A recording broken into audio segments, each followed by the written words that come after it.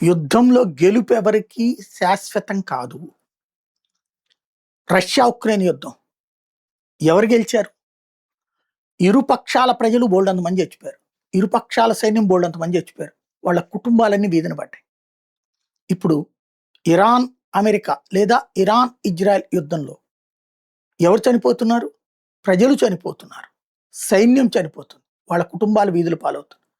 అట్లాగే ఆస్తులు ధ్వంసం అవుతున్నాయి, వ్యాపారాలు ధ్వంసం అవుతున్నాయి, ప్రతిష్ట ధ్వంసం అవుతుంది, నిలకడతనం ధ్వంసం అవుతుంది, టూరిజం ధ్వంసం అవుతుంది, పరిశ్రమలు ధ్వంసం అవుతాయి, పెట్టుబడులు ధ్వంసం అవుతాయి.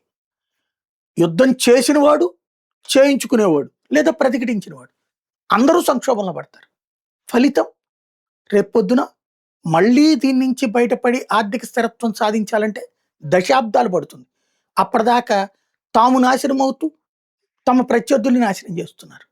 ఇది అత్యంత ప్రమాదకర అంశం.